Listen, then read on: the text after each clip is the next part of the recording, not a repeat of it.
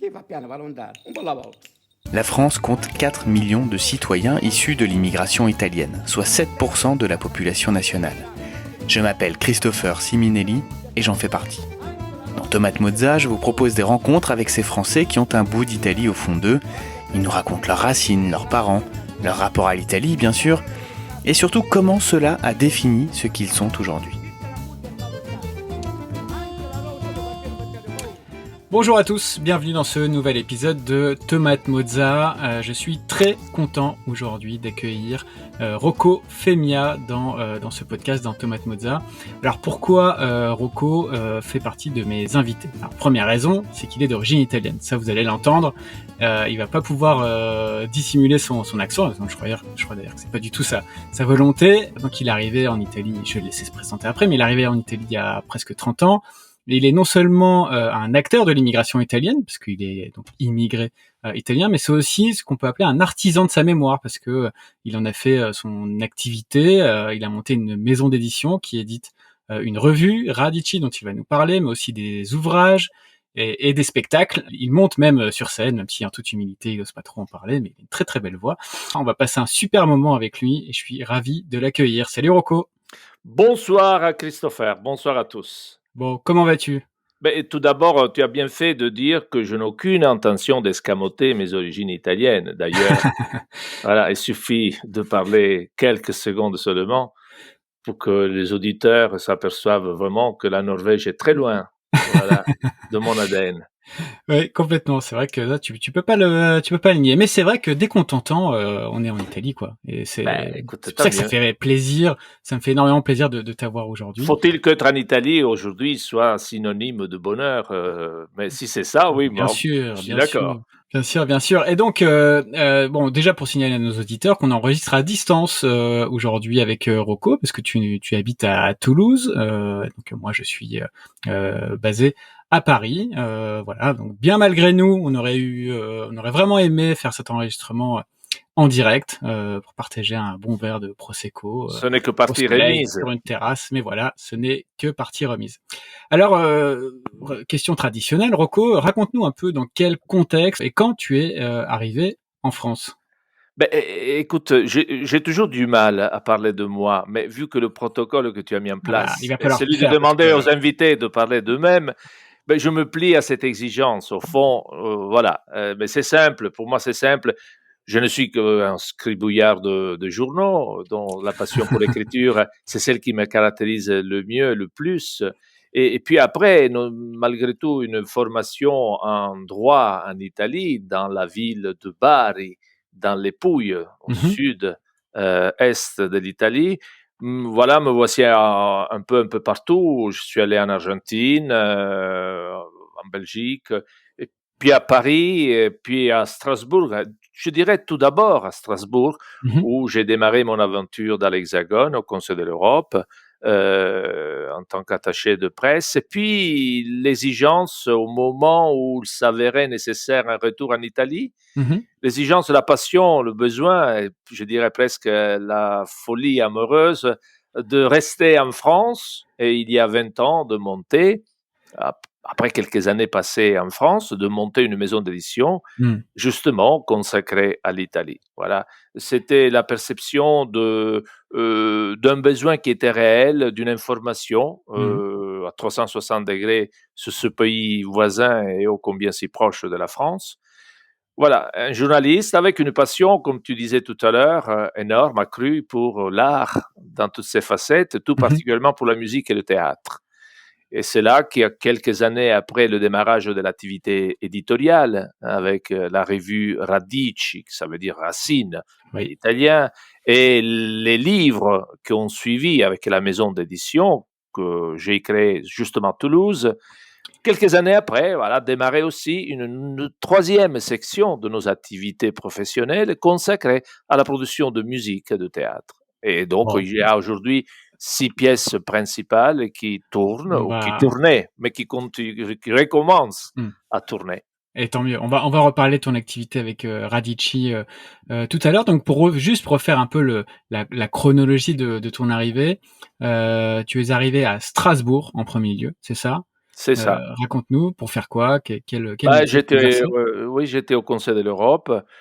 C'était une brève et courte période, qui m'a vu au sein de cette, enceinte, européenne. Certes, il y a un mois, après des vicissitudes, des hauts débats vis-à-vis de l'Europe, une grande passion, Mmh. pour ce continent, qui est c'est vrai, il déçoit et parfois il crée des rêves, démesurés. Mmh. Donc cette ambivalence, cette ambiguïté qui nous a toujours caractérisés de la naissance, hein, avec des coordonnées que a été toujours difficile vraiment de décrypter. Le Et rêve toi européen. et toi, en tant qu'Italien, tu dois bien savoir ce que c'est que le processus d'unification de différentes, régions qui, n'étaient pas forcément, Ben, amies. Parce qu'on rappelle quand même que, et nos auditeurs beaucoup le savent, mais que, l'unification de l'Italie reste, somme toute assez récente.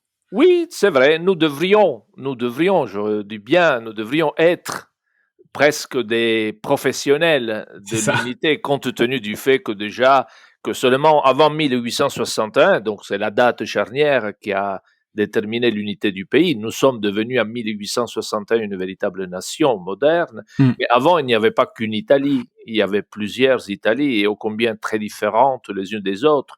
Ces royaumes qui allaient du royaume de Sicile jusqu'au Piémont, avec la Savoie, et, évidemment avec je dirais des coordonnées géopolitiques complètement différentes des unes des autres, qu'on Mmh. pouvait imaginer qu'entre un Palermitain et un Milanais, il y a la même différence qu'il peut y avoir entre un Toulousain et un Berlinois.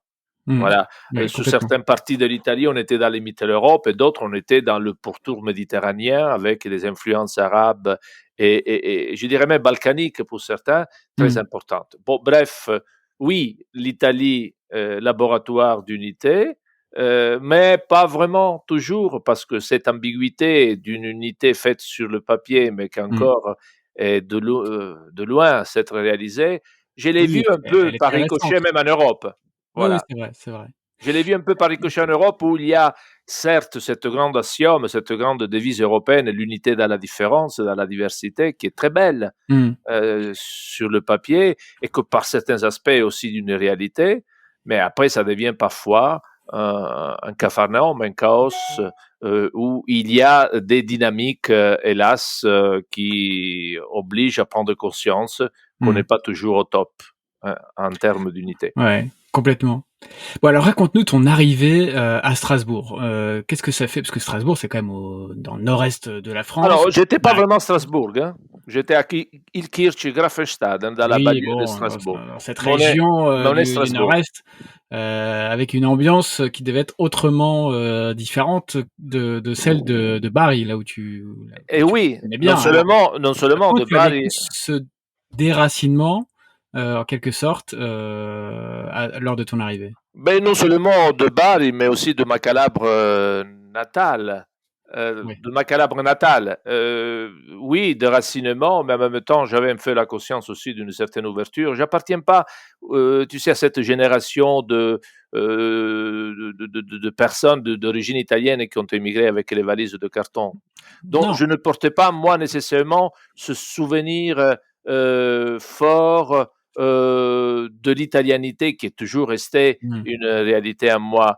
Je venais en France pour travailler, et Mmh. je dirais même bien, et donc cela, ça me suffisait.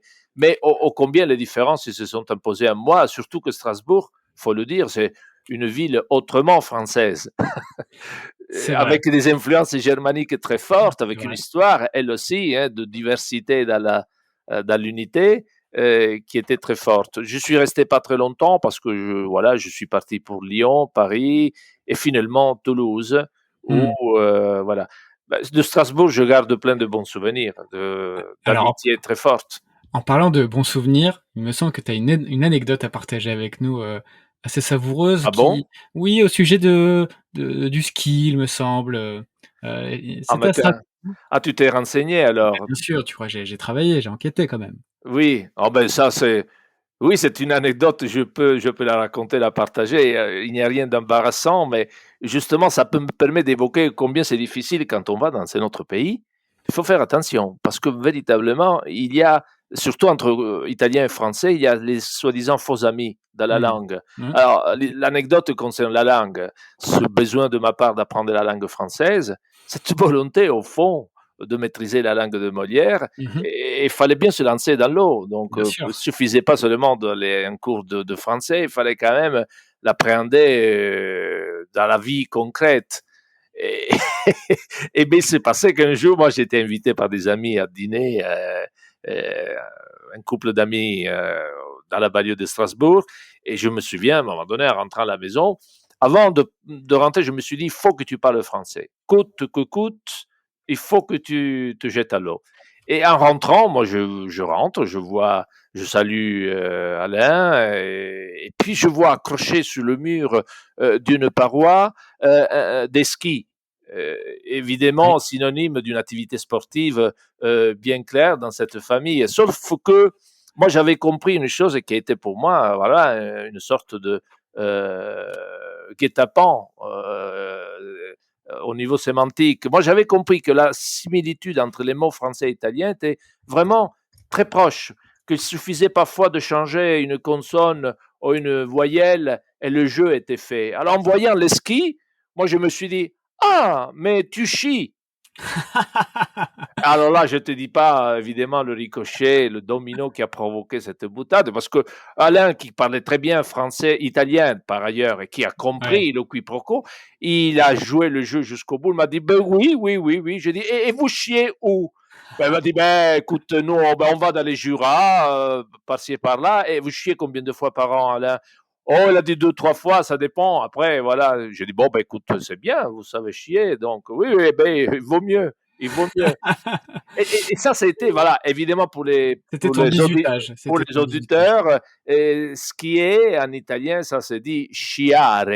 Ouais. Et évidemment, évidemment, évidemment, le malentendu, dans toute son évidence, a fait rigoler, non seulement, a fait jaser non seulement la famille, mais aussi le lendemain les confrères, face auxquels Alain a raconté l'histoire du soir précédent, et moi un peu comme un couillon, c'était un peu véritable dîner de con, parce que je ne comprenais pas qu'on parlait de moi.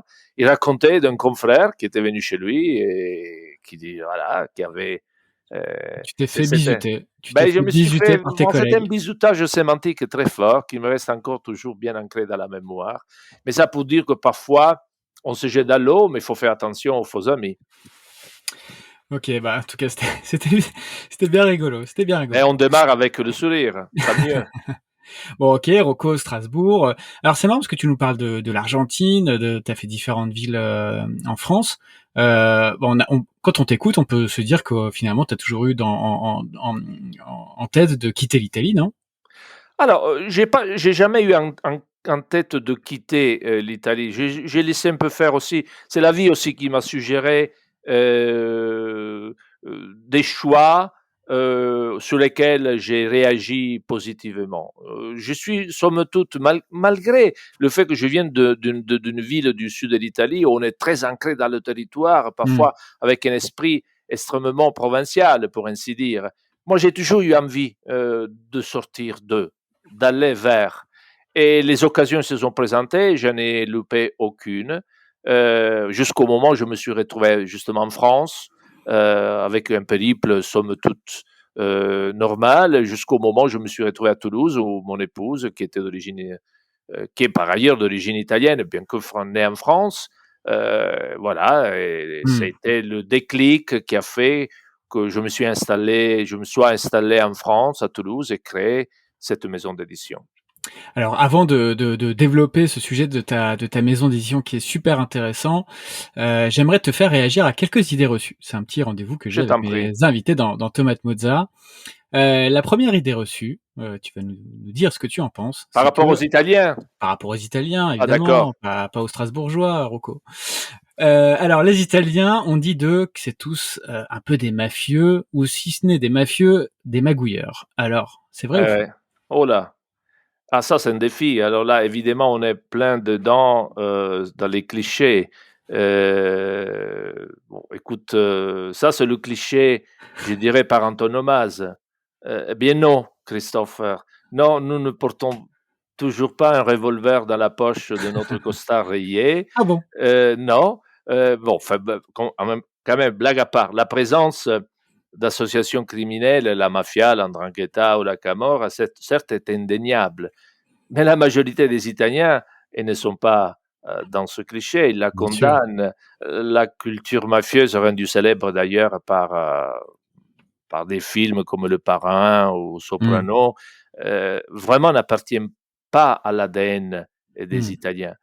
Et peut-être même, je dirais, le crime organisé est devenu aujourd'hui une sorte, comme il le dénonce d'ailleurs Roberto Saviano, l'auteur de Gomorra. Oui, Rappelle-toi ce film, ce tout à fait. livre qui a donné vie aussi à un film.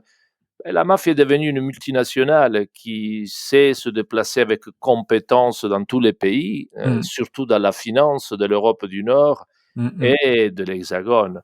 Donc voilà, je, je me plais par contre aujourd'hui de constater que l'Italie est au contraire devenue le pays de l'anti-mafia.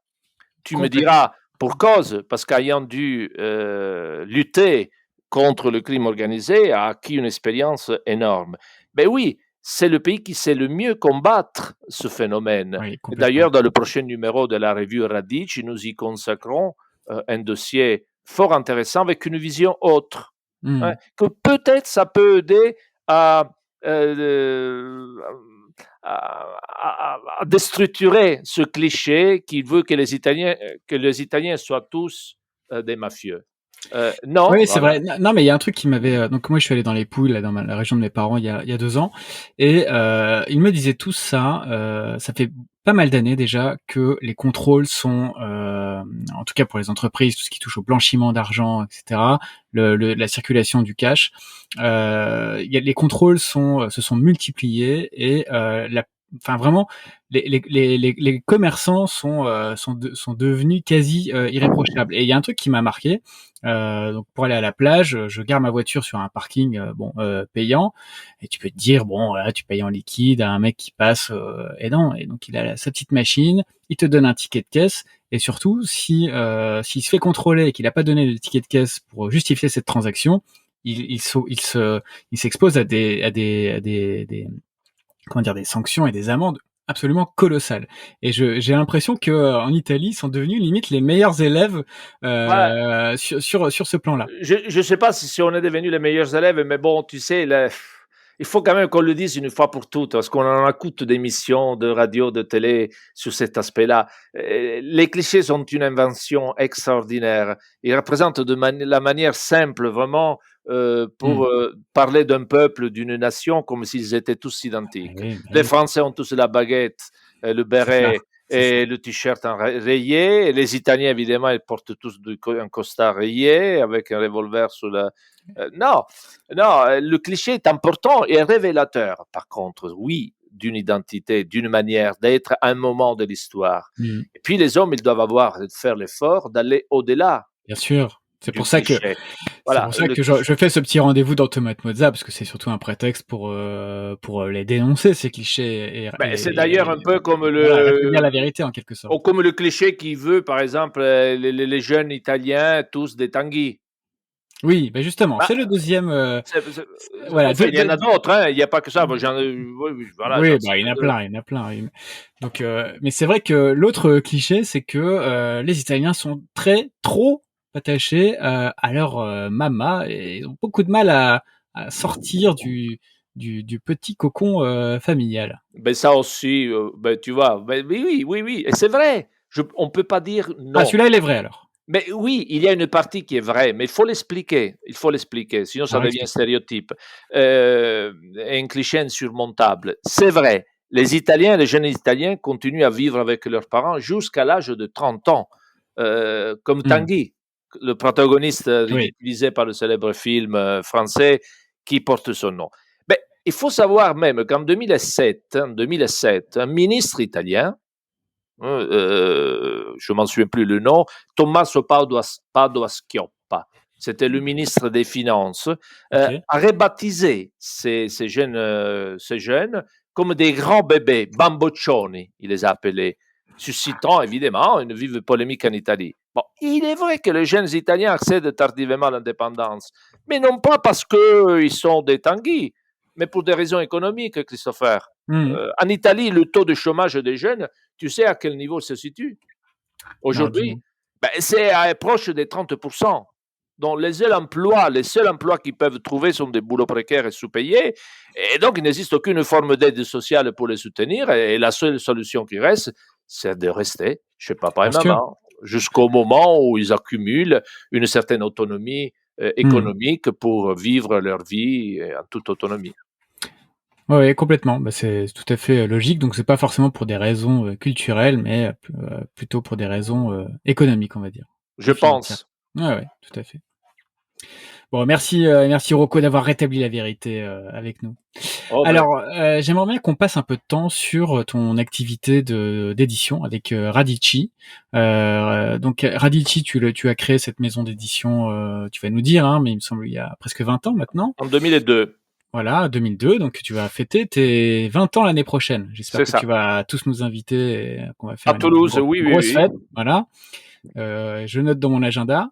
Et Tu donc, peux le faire. Radici, c'est une revue, des livres, dont un que j'ai là sous les yeux, qui est pile dans nos sujets, qui retrace les 150 ans d'émigration italienne et qui est absolument fantastique, je vous le conseille. Et puis, des spectacles. Alors, raconte-nous un peu, qu'est-ce qui t'a poussé à créer cette maison d'édition et comment ça se passe, comment ça se développe? Mais c'est simple, c'est simple. Sans vraiment, je veux pas créer une sorte de, légende d'une revue qui certes aujourd'hui est devenue la revue la plus diffusée, dans toute la francophonie concernant l'Italie, hein, voilà. Rappelle-nous le tirage. Alors, actuellement, nous avons plus de 20 000 abonnés, Ouais, donc c'est c'est des énorme. dont le tirage est légèrement un peu plus important, mais sont distribués surtout en France, en Belgique, au Luxembourg, en Mmh mh. Suisse, et on a 850 abonnés, même voire un peu plus, au Mmh. Canada francophone. Non, ben, disons que Radic, il se situe, somme toute, sous la lignée de toute cette publication, de cette légion de journaux qui racontaient la manière Mmh. d'être des Italiens dans le monde, Mmh. depuis cette diaspora migratoire que depuis 1861 jusqu'à 1976 a vu presque 25 millions d'Italiens quitter la péninsule pour les quatre coins du monde. Il faut savoir que dans tous ces continents, dans différentes nations, sont nés des journaux, même des quotidiens parfois, comme en Australie. Oui, ce que tu me disais, en Australie, il y a un Ah oui, quotidien, en il italien. y a eu 2 quotidiens à un moment donné et le Globo, il est resté, encore aujourd'hui, avec moins de, pagination, mais qui est fort, qui est Mmh. vivant, dans la zone de Sydney et Perth. Mais il y a eu, une sorte de naissance, hein, Donc tu t'es ces inscrit avec petits cette revue bourgeons. dans la lignée de Je ces vou revues, Alors, locales. je Mmh. m'inscris dans cette histoire parce que je dois dire la vérité que j'ai découvert l'ampleur, de la diaspora migratoire très tard dans ma OK. vie. C'est une histoire que les Italiens ont eu du mal pendant très Mmh. longtemps à se raconter. Il y a toujours ce besoin de se raconter d'une patrie Mmh. forte, Mmh. de navigateurs, de génies, Mmh. d'hommes de, De voilà. Donc science, d'art, on oui. préfère raconter les vicissitudes de Léonard da Vinci plutôt que de 23 millions d'Italiens qui sont allés à l'étranger Mmh. pour chercher de quoi manger. Mais Ça, ça, on en parlera après, ouais. on a Mmh. du mal à l'accepter. Alors évidemment, cette histoire-là, ça m'a intrigué et tout de suite intéressé. Mais au fond, ce que j'ai compris il y a 20 ans en créant ce journal, c'est qu'il fallait aller plus loin, qu'il fallait sortir des dynamiques seulement associatives des Italiens, mais qu'il fallait Mmh. renseigner monsieur et madame Dupont, monsieur et madame Dumas, c'est Mmh. les Français passionnés éventuellement d'Italie, les Mmh mh. renseigner sur l'Italie aujourd'hui, sur les défis que ce pays est contraint d'aborder et de vivre. Et c'est là qu'est né ce projet, je dirais, original, hein, Mmh. d'une revue qui ne parle pas nécessairement des Italiens de France, tout en ayant pour eux un grand respect, Mmh. mais il leur parle de l'Italie que les ancêtres ont quittée, qu'est-ce qu'elle est Mmh. devenue aujourd'hui et les défis qui la caractérisent. Donc c'est une revue sur 68 pages, euh, avec des rubriques, une panoplie de rubriques très diversifiées les unes des autres, Mmh. qui vont de l'actualité, la politique, l'économie, le cinéma, le sport, jusqu'à la gastronomie italienne dans toutes ses facettes, Théophile. Alors j'ai Théophile, deux exemplaires sous les yeux. Vraiment, je vous la conseille. Elle est disponible sur oui, radici-presse.net, c'est ça? point net. Presse à Donc, l'anglaise, sans le E final. voilà, c'est ça. Et je vous la conseille. Et d'ailleurs, la particularité de cette revue, c'est qu'elle est à la fois rédigée en italien et en français. C'est ça. Alors Tu as explique-nous bien dit. quel était l'objectif. Bah, disons, alors, dégageons le terrain de quelques doutes ou ambiguïtés dans le sens où la revue, elle n'est pas synoptique, c'est-à-dire les articles ne sont pas en français et puis en italien. Mm. Non, ça nous plaît pas, ça nous intéressait pas. Il fallait faire un effort pour le lecteur. Donc, les articles sont ou en français, et là, il n'y a pas de problème, Mm. ou en italien. Et lorsqu'ils sont en italien, il y a un glossaire, des mots plus Et difficiles ça, à c'est souligner et tellement une traduits bonne à idée. marge de la page. C'est Voilà. tellement une C'est bonne une idée, bonne idée. Rocco. C'est une bonne idée, mais ce n'était pas non plus un brevet de Radici. D'autres avant nous l'ont fait. Mais c'est vrai que nous l'avons situé sur une revue très moderne, Mm. malgré le nom Radici, ça veut dire racine, qui Ouais. peut évoquer un esprit passéiste, que nous n'avons pas du tout, parce qu'on traite les arguments les plus variés, y compris par contre une rubrique consacrée à l'histoire de l'émigration italienne et que nous reprenons au fil des publications pour ne pas oublier d'où nous venons, qui nous sommes. Cet ancrage dans une histoire qui est la nôtre, justement pour pouvoir projeter la voiture, je dirais pas toute vitesse, non, mais vers l'avant, vers l'avenir, vers le futur, mais avec ce regard dans le rétroviseur pour Ouais. savoir d'où on vient. Je trouve que ça reflète bien, tu vois, ce glossaire et le fait qu'il y ait des articles en italien ou en français, ça reflète quand même bien cette volonté d'ouverture de la revue. Et du coup, elle peut intéresser évidemment des gens qui nous écoutent et qui sont comme moi, comme toi, Rocco, des Français d'origine italienne, même si toi, je crois que Rocco, tu es encore d'origine 100% italienne. Bref, donc évidemment, c'est une revue qui intéresse ces Français d'origine italienne, mais aussi des Français qui sont intéressés par l'Italie et qui prennent des cours du soir. Il y en a de plus en plus qui prennent des Ah, nous, cours on d'italien a sans avoir forcément de racines. Et donc cette revue peut absolument. leur permettre aussi de perfectionner leur pratique de la langue italienne. Mais ça a été notre soutien majeur. Les personnes qui suivent des cours d'italien, à la fois privés ou dans les écoles, on a un nombre très important de CDI, par exemple de collèges, surtout de lycées, Ah oui, bien d'universités, sûr. d'associations italiennes qui justement la proposent comme un outil de travail. Parce que les articles, quand ils sont en français, ça leur permet aux personnes qui veulent apprendre l'italien, du moins de divaguer, d'apprendre l'histoire, certains phénomènes de la société italienne. Et puis, il y a les articles en italien qui constituent un petit réservoir pour les profs, pas non exhaustif, car nous n'avons pas la prétention d'apprendre l'italien, mais voilà, un mais petit ça la rend réservoir très accessible, cette qui la revue. rend accessible et surtout harmonieuse dans cette Ouais. dimension franco-italienne qui nous caractérise depuis 20 ans. Bon, alors, il y a cette revue, mais il y a aussi une activité d'édition de livres. Et donc, j'en ai parlé très brièvement tout à l'heure, mais dont un qui s'appelle 150 ans Italien, 150 ans Voilà. d'émigration en France et ailleurs. Exactement, qui est quand même un puits d'infos vraiment pour toutes les personnes qui sont intéressées par le sujet, très documenté, beaucoup de visuels, beaucoup on parle de la grande histoire de l'immigration, mais aussi de la petite histoire avec au niveau micro, donc Témoignages. avec des témoignages, des familles dans des régions très spécifiques, et c'est hyper intéressant. C'est un travail absolument colossal, j'imagine, Rocco. Oui. Comment ça s'est organisé? Mais ça nous a pris un temps j'imagine. considérable sous la direction de l'Hortelière, qui est une spécialiste, certes parmi tant d'autres, mais éminente déjà sur l'histoire de l'émigration italienne. Il y a eu 40 historiens, autant de contributeurs au niveau des témoignages qui ont fait la richesse de cet ouvrage, qui, j'aime bien l'évoquer, le rappeler, est né et a été publié en 2011. 2011 est une date importante, Christopher, dans l'histoire de l'Italie, parce qu'en 2011, on a fêté les 150 ans de l'histoire italienne. Tu l'as évoqué, nous sommes une nation moderne. C'est en 1861 qu'est née l'Italie d'aujourd'hui, l'Italie que nous voyons aujourd'hui. Voilà. Avant, il y avait plusieurs États. Et donc, nous, on a voulu marquer de notre présence au niveau des célébrations de ces 150 ans de l'unité italienne avec cette épopée oubliée, qui était l'épopée des Italiens dans le monde. Enfin, oublié jusqu'à un certain temps, parce qu'il faut dire la vérité, après en Italie, il y a eu une résurgence énorme d'intérêt pour ces Italiens, ne serait-ce pour l'aspect financier. Il faut savoir que les Italiens dans le monde aujourd'hui avoisinent presque 90 millions de personnes Mmh. d'origine italienne. Oui, c'est vrai. Et donc, ça veut dire que ça constitue aussi une sorte de potentiel fort au niveau culturel et économique. Il fut un temps où les Italiens à l'étranger constituaient une richesse énorme avec les darés, l'argent qui rentrait Mmh. via l'Australie, via les États-Unis, via l'Europe, vers l'Italie, en redressant aussi l'essor du pays. Voilà, donc en 2011, nous avons marqué de notre présence avec un livre de presque 450 pages, Oui. donc un livre remarquable sur l'histoire des Italiens dans le monde. Et ça a été devenu c'était le premier livre que nous avons édité. Depuis, on en Mmh. a publié d'autres, mais c'est le livre qui nous a permis Bah, vraiment un c'est envol, même éditorial, parce on a eu 4 éditions avec vraiment plusieurs milliers de ventes de livres un peu partout. Ça continue encore. Il ne s'est Bon, pas épuisé du tout. succès mérité.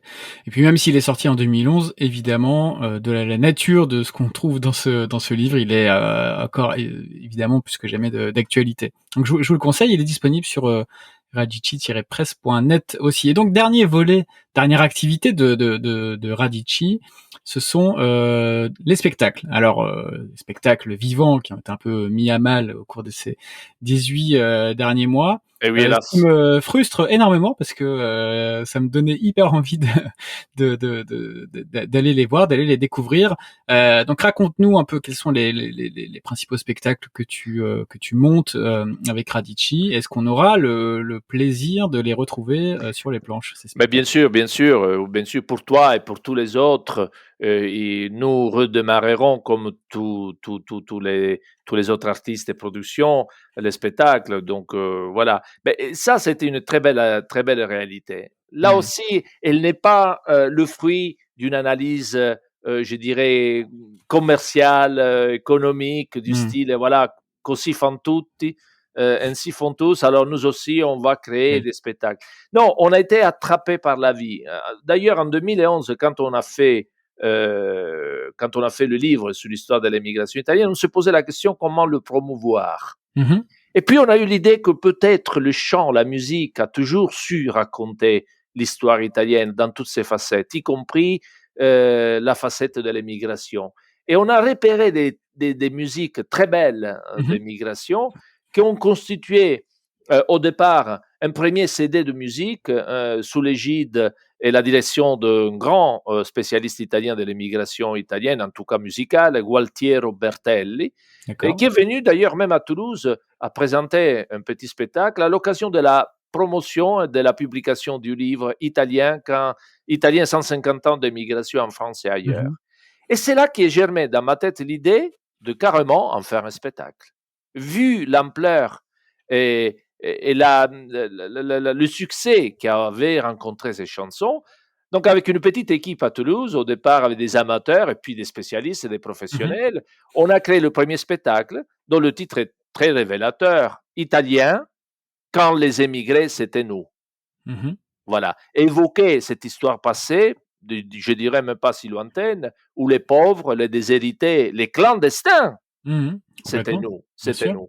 Et nous l'avons raconté avec ces chants qui vont de Mamma mia dammi 100 lire, Maman donne-moi 100 lire, jusqu'à Sacco e Vanzetti, ces deux émigrés italiens tués aux États-Unis en 1927.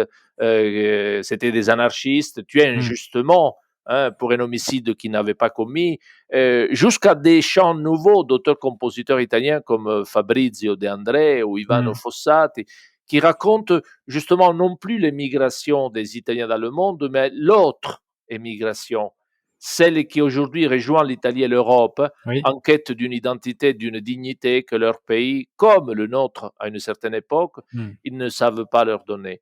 Et donc, ce miroir de l'histoire est très fort dans ce spectacle italien quand les émigrés c'était nous. Après, on a pris goût. Nous l'avons démarré, ce spectacle, au départ avec 30 personnes sur scène. Et puis, à moitié du chemin, il nous a rejoint un ami, un grand ami, acteur de cinéma et de théâtre, Bruno Puzzolo. Mmh.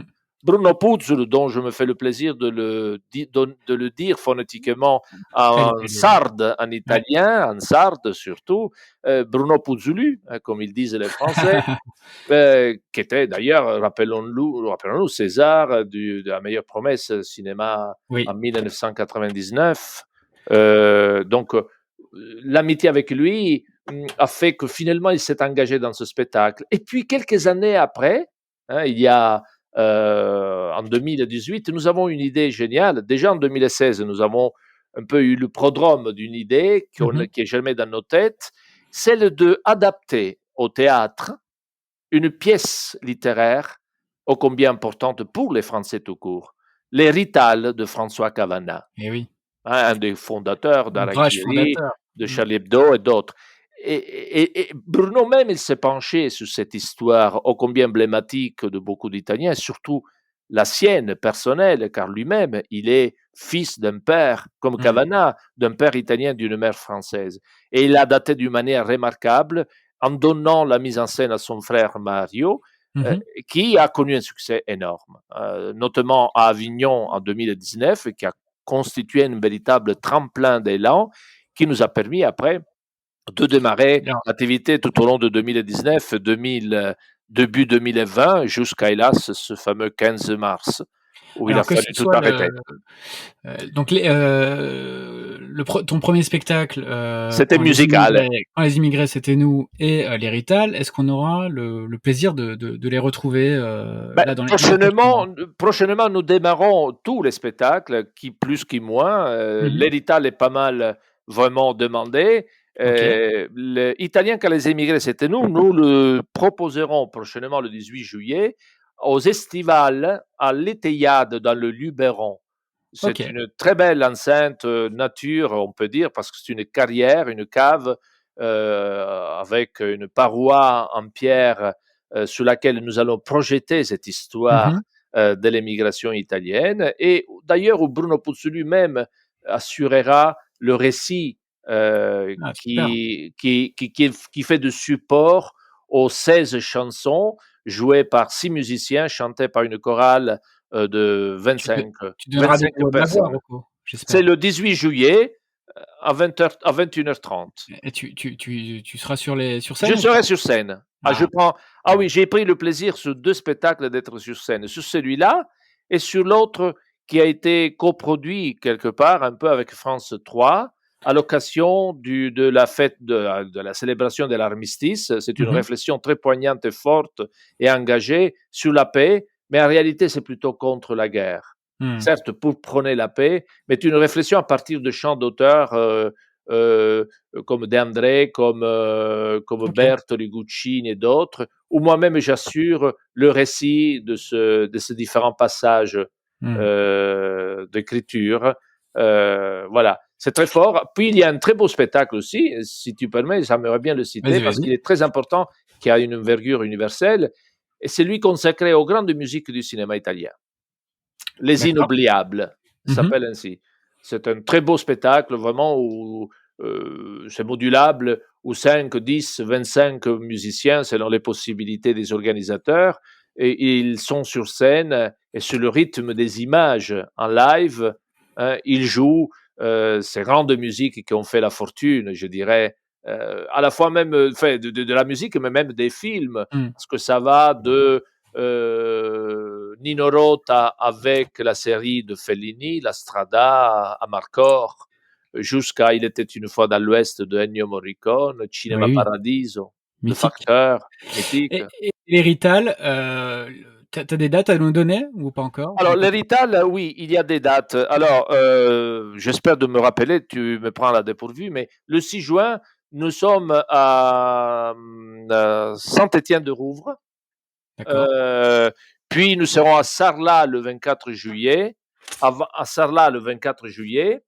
Et il y aura toute une suite après des spectacles. Certains, hélas, on a dû les reporter en 2022, qui est déjà très bien rempli. En France, comme d'ailleurs. On va surveiller le site. Alors, j'imagine que toutes les dates seront. Toutes les dates, ils sont sur notre site www.radici, radici-presse.net. Bon, il faudra prévoir des captations vidéo aussi, hein, Rocco, parce que Ben, je nous suis en sûr avons que quelques-unes, mais ça pourrait bien tu fonctionner tu as raison. en DVD ou On Blu-ray. cherche des partenaires, hein. Peut-être que ça donnera l'idée à quelqu'un de s'avancer et de nous proposer, Vu le succès du livre, il n'y a pas de raison mais même du spectacle, qu'une parce que donc il n'y a pas de raison qu'une captation ne rencontre pas le même succès. ça absolument. Et d'ailleurs, Italien, quand les émigrés c'était nous, avoisine les 100 représentations en Italie, en France et en Europe, avec voilà. Bon. Bah, merci beaucoup Rocco. Allez, on reste sur de la musique. Je t'ai demandé en amont de cette session de préparer 2 morceaux qui sont particulièrement importants pour toi. Donc le premier, c'est une chanson qui te ramène immédiatement dans l'Italie de ton enfance. Et donc je te laisse nous donner le titre de cette chanson. Ben, la chanson que voilà, tu m'as demandé une chanson, moi j'ai choisi Il ragazzo della Via Glu. Et qu'on découvre. Questa è la storia di uno di noi. Anche lui Alors raconte-nous un peu pourquoi cette chanson.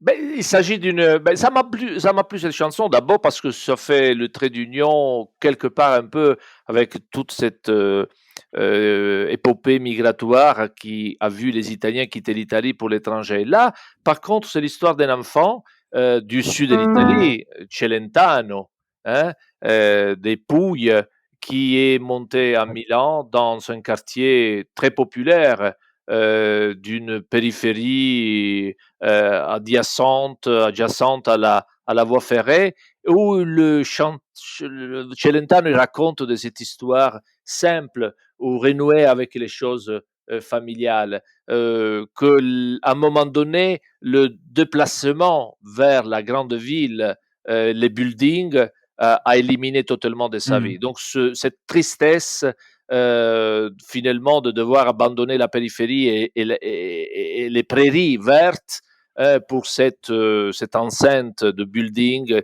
qui finalement il tue la respiration et voilà. Donc il regrette un peu, il s'adresse en disant nous ne savons pas ce que nous sommes en train de perdre.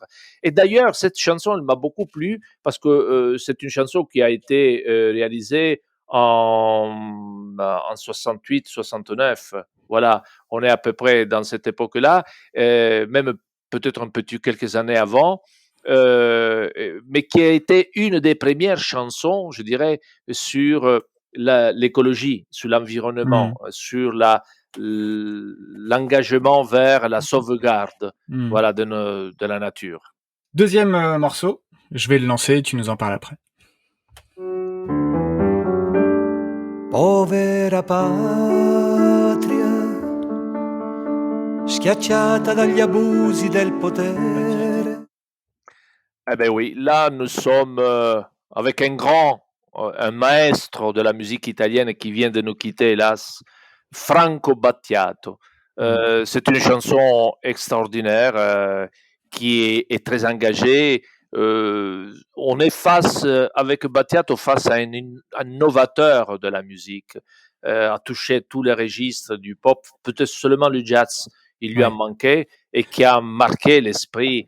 Dans cette chanson, il parle d'une patrie écrasée par les abus de pouvoir, hein, par des personnes qui ne savent plus qu'est-ce que c'est la pudeur, parce qu'ils se croient puissants et tout leur réussit. Tout leur appartient et c'est d'une force, je dirais, politique dans le sens noble du terme, qui remet en lumière cette capacité des Italiens, avec le cinéma d'ailleurs, comme avec le cinéma, avec la musique, de raconter l'histoire que vit le pays actuellement. Un pays, qu'il faut dire la vérité, est un peu gangréné par la corruption. Il vient de nous quitter il y a quelques jours. C'est pour ça que j'ai voulu choisir lui et cette chanson tout particulièrement qui me tient à cœur. Bon, très bien, comme d'habitude, vous retrouverez le lien vers la chanson dans le descriptif de cet épisode. Rocco, j'aimerais conclure cet épisode avec un sujet important, en tout cas sur lequel tu pourras nous éclairer. Alors, toi, tu es arrivé en France finalement assez récemment, c'était il y a moins de 30 ans. Donc, tu as connu enfin, tu as vu certainement ces Italiens qui sont partis du pays dans les années peut-être 70. Comment était perçue l'émigration vers la France de tous ces Italiens? Comment était-elle considérée par les Italiens Ben, qui eux sont restés? comment elle était conçue? D'abord, bon, nous l'avons évoqué déjà, mais il me paraît important de souligner un aspect. D'abord, c'était une nécessité, Mmh. c'est une évidence. Ouais, ça, c'est le grand problème que nous avons encore aujourd'hui, Christopher, avec les nouvelles émigrations. On n'émigre pas parce qu'on le veut. On n'émigre pas parce qu'on a envie d'un ailleurs inconnu, dans un esprit, je dirais, de divaguer physiquement d'un pays à l'autre. Les Italiens sont partis parce qu'il y avait le besoin de faire manger les familles, à une époque Alors, où l'économie était vraiment dans un désastre total. Donc, les Italiens, comment ils percevaient? Ils le percevaient avec une très grande tristesse, avec une mmh. mélancolie sans précédent. Ils ne quittaient pas le pays du soleil pour rien. Voilà, mais la contrainte était telle qu'ils se sentaient obligés de chercher dans cet ailleurs inconnu. Et, Euh, et ces Italiens qui ont quitté le pays, comment ont-ils été perçus par les Italiens qui, eux, sont restés dans le pays malgré les difficultés économiques? il y a eu une grande ambivalence dans ça. Mhm. On est passé par une sorte de diagramme avec des pointes d'affection vers ces Italiens qui quittaient, Mhm. jusqu'à un moment donné, une sorte de contraste parce qu'ils avaient quitté le pays Ouais. pour faire fortune ailleurs, qui n'avaient pas eu le courage. D'ailleurs, encore aujourd'hui, même surtout aujourd'hui, on reproche à des Italiens qui sont à l'étranger de revenir, de dire c'est facile et fastoche de critiquer l'Italie. Venez ici pour voir ce que...